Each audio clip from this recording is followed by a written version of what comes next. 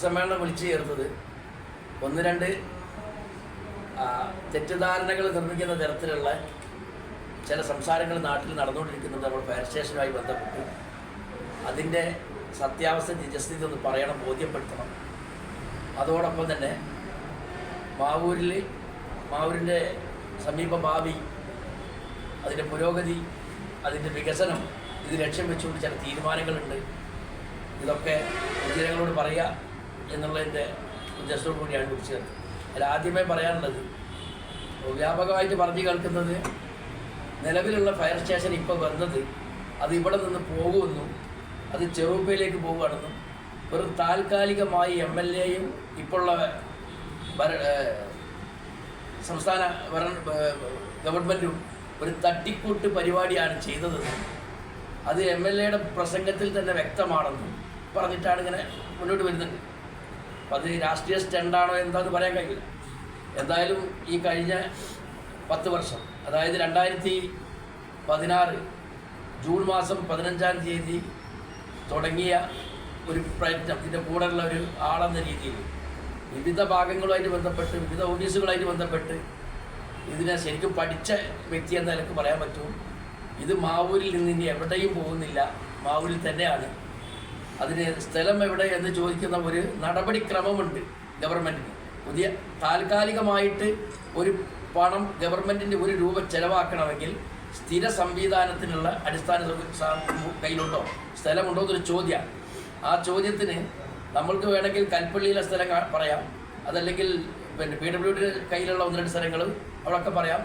അതിൽ മെച്ചപ്പെട്ടതായി തോന്നിയിട്ടുള്ള ചെറുപ്പയിലുള്ളൊരു സ്ഥലത്തിൻ്റെ നമ്പർ കൊടുക്കുകയാണ് ചെയ്തത്. ഒരു കാര്യം ഉറപ്പാണ്, അവിടെ അങ്ങനത്തെ ഒരു സംഭവം നടക്കാൻ പോകുന്നില്ല, ചെയ്യാൻ കഴിയില്ല. അത് ലഹളകാലത്ത് ഗവൺമെൻറ് പിടിച്ചു വെച്ച, ഗവൺമെൻറ് കയ്യിൽ ഏൽപ്പിക്കപ്പെട്ടൊരു വസ്തുവാണ്. എന്നാണോ ആ തരം ലഹളയുടെ പ്രശ്നങ്ങൾ തീർന്ന് അതിൻ്റെ അവകാശികൾ വരുന്ന അന്ന് ഗവൺമെൻറ് തിരിച്ചു കൊടുക്കണം. അത്തരത്തിലുള്ള വസ്തുവാണ് അത് കിടക്കുന്നത്. അതിൻ്റെ ഏറ്റവും വലിയ തെളിവാണ്, നിങ്ങൾ പത്രക്കാരുടെ ശ്രദ്ധയിൽപ്പെട്ടോ ഇല്ല എന്ന് അറിഞ്ഞൂടാ, അതേ ഭൂമിയിൽ തന്നെ റോഡിൻ്റെ താഴെ ഭാഗത്ത് 2 നിലയിലായിട്ട് വാട്ടർ അതോറിറ്റി ഉണ്ടാക്കിയ വലിയൊരു പമ്പിങ് സ്റ്റേഷൻ ഉണ്ട്. 2 വർഷമായിട്ട് കറണ്ട് കിട്ടാതെ, അതിൻ്റെ ഉദ്ഘാടനം ചെയ്യാൻ കഴിയാതെ, ആ ഭൂമിയുടെ ഉടമ ആര് എന്നറിയാൻ കഴിയാതെ ഗവൺമെൻറ്റിൻ്റെ വലിയൊരു തുക നഷ്ടപ്പെടുത്തിയിരിക്കുകയാണ് നിർത്തുന്നത്. ഇത് തുറക്കാൻ കഴിയുന്നില്ല, അത് ഓപ്പറേറ്റ് ചെയ്യാൻ കഴിയുന്നില്ല. അത്തരത്തിലുള്ളൊരു ഭൂമിയാണ് ഈ പറഞ്ഞ നമ്പറുള്ള ഭൂമി. പിന്നെ നമ്മൾക്ക് സ്ഥിര സംവിധാനത്തിലുള്ള സ്ഥലം കഴിഞ്ഞ ദിവസം നിലവിലുള്ള ഫയർ സ്റ്റേഷൻ്റെ മുൻഭാഗത്ത് കൃത്യമായി അളന്ന് തിട്ടപ്പെടുത്തി കഴിച്ച് ബാക്കി ഏതാണ്ട് 32 സെൻറ്റ് സ്ഥലം ഇനി അവിടെ ബാക്കിയുണ്ട്. നമ്മൾക്ക് ഇവർക്ക് പുതിയ ഫയർ സ്റ്റേഷന് വേണ്ടത് ഏതാണ്ട് 8 സെൻറ്റിന് താഴെയുള്ള സ്ഥലത്തിൻ്റെ ആവശ്യമുള്ളൂ. കാരണം 7 മീറ്റർ വീതിയിലും ഏതാണ്ട് 18 മീറ്റർ നീളത്തിലുള്ള ഒരു കെട്ടിടമാണ് അവർക്ക് വേണ്ടത്. അതിനപ്പുറം ചെയ്യാനുണ്ട്. ഇപ്പം നിലവിലുള്ള MCF യൂണിറ്റ്, അതുപോലെ തന്നെ നമ്മുടെ ഹെൽത്ത് സെൻറ്റർ, ഇപ്പം നിലവിലുള്ള ഫയർ സ്റ്റേഷൻ്റെ ഗ്യാരേജ്, നിലവിലുള്ള ഫയർ സ്റ്റേഷൻ്റെ കെട്ടിടങ്ങളെല്ലാം കൂടി ഉൾപ്പെടെ 20 സെൻറ്റിലേ ഉപയോഗിച്ചിട്ടുള്ളൂ. മൊത്തം 52.5 സെൻറ്റ് സ്ഥലമുണ്ട്. ഇതാണ് അതിൻ്റെ സ്ഥിതി. അതുകൊണ്ട് ഭൂമിയിൽ തന്നെ ഇതൊക്കെ ഉണ്ടാവും. അതിനാവശ്യമായ രീതിയിലുള്ള മറ്റ് പ്രവൃത്തികളൊക്കെ തുടങ്ങാൻ പോവുകയാണ്. അതിന് യാതൊരു തർക്കം അതിൻ്റെ ഭൂമി ഉടമകൾക്കോ മറ്റോ നിലവിലില്ലാത്ത സ്ഥിതിക്ക് നമ്മൾ ഇവിടുന്ന് മാറിപ്പോകില്ല. അത് അവിടെ ഗ്രാസിമിൻ്റെയും ഗ്രാമപഞ്ചായത്തിൻ്റെയും ഒരുപോലുള്ള ആവശ്യമായതുകൊണ്ട് ഇത് ഇവിടെ തന്നെ സ്ഥാപിക്കപ്പെടുമെന്നാണ് ആദ്യമായിട്ട് പറയാനുള്ളത്. അവർ കൊടുത്തൊരു സമ്മതപത്രം ഇവിടെ കിടക്കുന്നുണ്ട്. അതിൽ ഹെൽത്ത് സെൻറ്റർ ഉൾപ്പെടെയുള്ള അനുബന്ധ കെട്ടിടങ്ങൾ നിർമ്മിക്കാനെന്ന് എഴുതിയത് സമ്മതം നൽകുകയാണ്. അത് അപേക്ഷിച്ചത് നമ്മുടെ ജില്ലാ മെഡിക്കൽ ഓഫീസറാണ് അപേക്ഷ നൽകിയത്. അനുവാദം നൽകിയത് മാവൂർ ഗ്രാമപഞ്ചായത്ത് സെക്രട്ടറിയാണ്. ഇതാണ് അവിടെയുള്ള സംഭവം. അതിപ്പോൾ അനുബന്ധ കെട്ടിടം എന്ന് പറഞ്ഞാൽ വലിയ കാലത്തോടെയല്ല, ഗ്രാമപഞ്ചായത്തിന് ആവശ്യമായ കെട്ടിടങ്ങൾ അവിടെ നിർമ്മിക്കാനുള്ള പേപ്പർ അവിടെ ആയിക്കഴിഞ്ഞു എന്നുള്ളതാണ് ശരി. അപ്പോൾ അതിനി ചെയ്യാൻ പറ്റും. അവർക്ക് അതിന് വിരോധമായിട്ട് ഒരിക്കലും ആരും വരുന്നില്ല, ഗ്രാസിമും വരുന്നില്ല. ഇനി അതിന് പ്രത്യേകിച്ചൊരു പേപ്പർ എന്ന് കൊടുക്കേണ്ട ആവശ്യമില്ല എന്നുള്ളത് തന്നെയാണ് അവർ പറഞ്ഞത്. താൽക്കാലികമായിട്ട് എന്നുള്ള പ്രഭാഷണത്തിലും പ്രസംഗത്തിലൊക്കെ ഇങ്ങനെ കണ്ടിരുന്നു. താൽക്കാലികമല്ല, പെർമനന്റ് ആണെന്നാണ് ഇപ്പൊ പറയുന്നത്. ഇപ്പൊ നിലവിൽ സ്റ്റേഷൻ പെർമനന്റ് ആണ്. സ്റ്റേഷൻ പെർമനന്റ് ആണ്. തത്വത്തിൽ മാവൂരിലെ ഒരു സ്റ്റേഷൻ ഉണ്ട്. അത് ആ സ്ഥലം ഞാൻ പറഞ്ഞു. സ്ഥലം താൽക്കാലികം ഇങ്ങനെ പ്രസംഗത്തിലൊക്കെ കേട്ടിരുന്നു. സ്ഥലം താൽക്കാലികമല്ല, അല്ല. അത് കൃത്യമായിട്ട് അതിൻ്റെ പിന്നെ ആ ഭൂമിയുടെ ഉടമസ്ഥാവകാശം ഞങ്ങൾ വില്ലേജുമായി ബന്ധപ്പെട്ട് അന്വേഷിച്ചതാണ്. അതിൻ്റെ സർവേ നമ്പർ ഡീറ്റെയിലൊക്കെ കിട്ടിയിട്ടുണ്ട്. ആ കെട്ടിടം ഉൾപ്പെടെയുള്ള പല കെട്ടിടങ്ങളുടെയും നികുതി ഇപ്പോഴും ഗ്രാസ്യമാണ് കൊടുത്തുകൊണ്ടിരിക്കുന്നത്.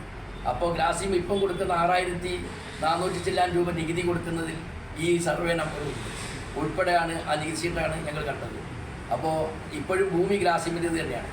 ഇതിൻ്റെ ഇടയ്ക്ക് നമ്മളവിടെ വലിയൊരു പ്ലാവ് ഉണ്ടായിരുന്നു. ആ പ്ലാവിനെ ഗവൺമെൻറ് ഇപ്പോൾ ഗ്രാമപഞ്ചായത്തിൽ ലേലത്തിന് വെച്ചപ്പോൾ ഗ്രാസിം അതിൽ ഒബ്ജക്ഷൻ ഉണ്ട് എന്നുള്ളത് വില്ലേജിനെ അറിയിക്കുകയും വില്ലേജ് അത് ഗ്രാസിമിനെ പറഞ്ഞ് ഗ്രാമപഞ്ചായത്തിനെ പറഞ്ഞ് ബോധ്യപ്പെടുത്തുകയും ചെയ്തിട്ടുണ്ട്. അത് നിങ്ങളല്ല ഭൂമിയുടെ ഉടമ എന്ന് പറഞ്ഞിട്ടുണ്ട്. ആ സമയത്ത് ഞങ്ങൾക്ക് ആ ഒരു പ്ലാവിനെ മുറിച്ച് മാറ്റിയാൽ മാത്രമേ നമ്മൾ ഉൾപ്പെടെ കെട്ടിടം ഉണ്ടാക്കാൻ കഴിയുള്ളൂ. അങ്ങനെ ഇവർ രണ്ടുപേരും തർക്കത്തിലായി, കാര്യങ്ങൾ മുന്നോട്ട് പോകാതെ ഒരു കൊല്ലത്തോളം നടന്നു ഗ്രാസിമും ഈ പ്ലാവും തമ്മിൽ തന്നെയുള്ള വിഷയത്തിൽ. അപ്പോൾ ഗ്രാമപഞ്ചായത്ത് ഈ ഒരു അവസ്ഥ എത്തിയപ്പോൾ സത്യാവസ്ഥ മനസ്സിലാക്കിയിട്ട് ഞങ്ങൾ തന്നെ അത് ഗ്രാസിമിനോട് വിലയിട്ട് വാങ്ങി അവൾ മുറിച്ച് മാറ്റിയതാണ്. ഞങ്ങൾ തന്നെ മുൻകൈ എടുത്താണ് അതിന് മുറിച്ച് മാറ്റിയത്. ആ സമയത്ത് അവിടെ ബ്ലോക്ക് പഞ്ചായത്ത് പ്രസിഡൻറ്റും നമ്മുടെ ജില്ലാ പഞ്ചായത്ത് പ്രസിഡൻറ്റും രണ്ടുപേരും വാഹനത്തിൽ മെമ്പർമാരടക്കം വന്ന് ആര് മുറിച്ച് എന്തിനു മുറിച്ച് എന്നുള്ള കാര്യങ്ങൾ അന്വേഷിച്ചിട്ടുണ്ടായിരുന്നു. അന്ന് അവർക്ക് പരാതി കൊടുത്തതും ആ ഒരു ഗ്രാമപഞ്ചായത്തിൽ നിന്നാണ് പരാതി പോയത്. അപ്പോൾ അവിടെ വന്നപ്പോൾ കൃത്യമായിട്ട് ഞങ്ങൾ ബോധ്യപ്പെടുത്തി ഇന്ത്യയിലെ സർവേയിലുള്ള ഈ ഭൂമിയുടെ ഉടമസ്ഥാവകാശം ഇവിടുത്തെ മരങ്ങൾ ഉൾപ്പെടെയുള്ള സാധനത്തിൻ്റെ അവകാശം വരുന്നത് ഗ്രാസിമിൻ്റെ അടുത്താണ്. മാത്രമല്ല ഈ പ്ലാവിൻ്റെ പഴക്കം എന്ന് പറഞ്ഞാൽ ഈ എന്നാണോ വസ്തു നൽകുന്നത് അതിൻ്റെയൊക്കെ ഒരുപാട് മുമ്പുള്ള ഒരു മരം കൂടിയാണ്. അപ്പോൾ ഒരു തർക്കം വരുമ്പോൾ നമ്മൾ ഈ ഭൂമി കൈമാറിയതിന് ശേഷം നമ്മൾ വളർത്തിയതാണോ എന്ന് നോക്കും. ആ മരത്തിൻ്റെ മൂപ്പിൽ നിന്ന് മനസ്സിലാക്കാൻ കഴിയും. അത്രയും പഴക്കമുള്ള പ്ലാവിനെയാണ് ഇവിടെ നമ്മൾ മുറിച്ച് മാറ്റിയത്. അന്നേ അത് ബോധ്യപ്പെട്ടതാണ്. അവരിലേക്ക് കിട്ടേണ്ടിയിരുന്ന കോളേജുകളാവട്ടെ, ടൂറിസം മേഖലയിൽ കിട്ടേണ്ടതാവട്ടെ, മറ്റേ ക്യാൻസർ ഹോസ്പിറ്റലാവട്ടെ, പല കാര്യങ്ങളും അനൈക്യം കാരണം ഈ നാട്ടിലെ ഭരണകക്ഷി അല്ലെങ്കിൽ പ്രതിപക്ഷം എന്ന് പറയുന്നില്ല, അവരുടെ LDF UDF എന്തോ ആവട്ടെ അനൈക്യം കാരണം നഷ്ടപ്പെട്ടു പോയിക്കൊണ്ടിരിക്കുകയാണ്.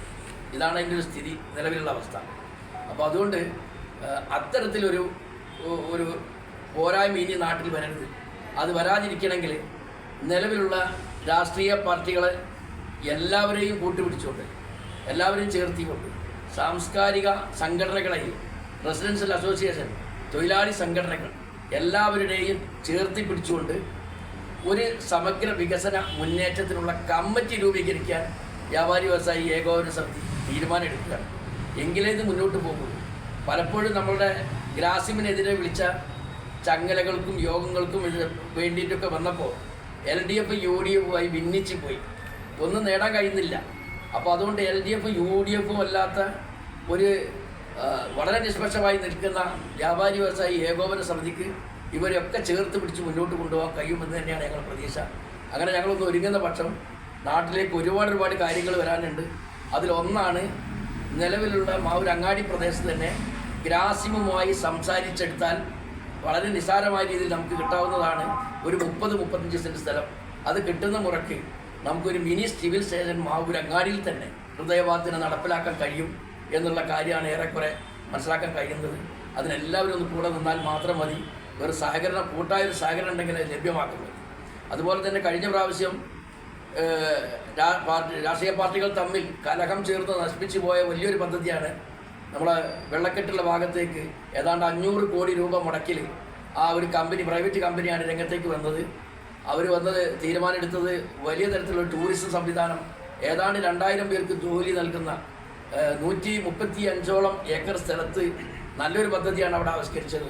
അതിനു വേണ്ടിയിട്ട് മാസ്റ്റർ പ്ലാൻ തയ്യാറാക്കാൻ തന്നെ 7 ലക്ഷം രൂപ അവർ ചെലവഴിച്ചു.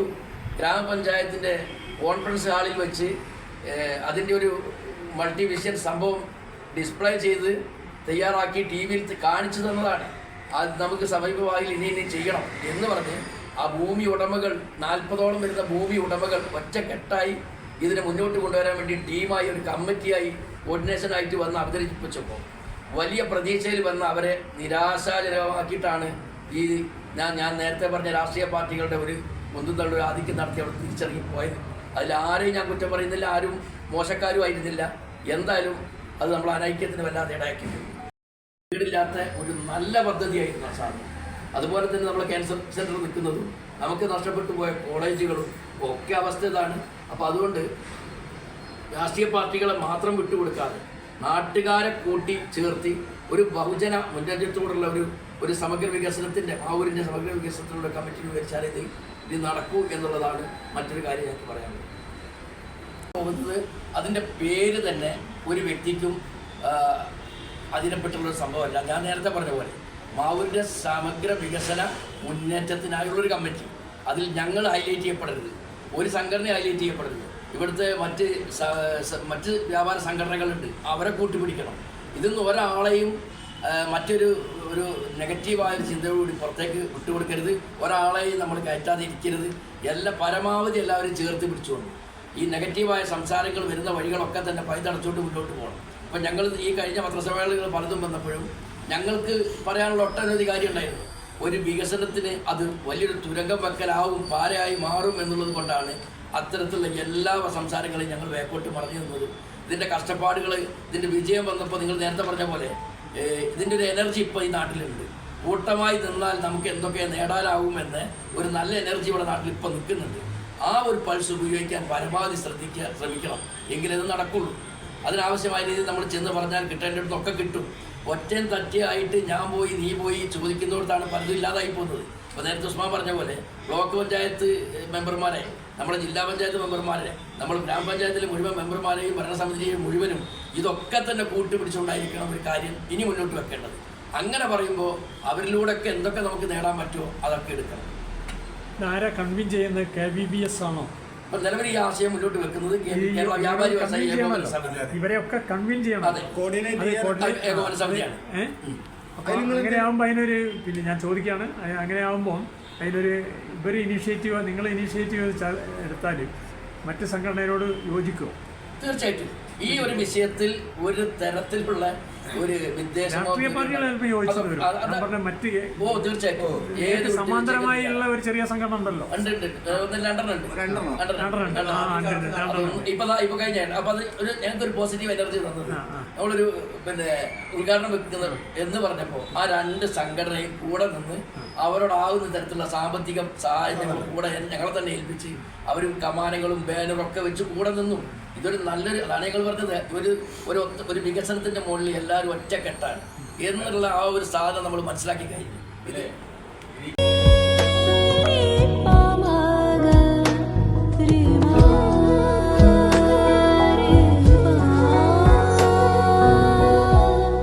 ഖഡോഡി ഗോൾഡൻ ഡയമണ്ട്സ്, മാവൂർ, പൂവാട്ടുപറമ്പ്. കൂടുതൽ വാർത്തകൾ ലഭിക്കാൻ sport media YouTube channel subscribe ചെയ്യുക. വാട്സാപ്പിൽ ലഭിക്കാൻ സ്പോർട് മീഡിയ ഗ്രൂപ്പിൽ ജോയിൻ ചെയ്യുക.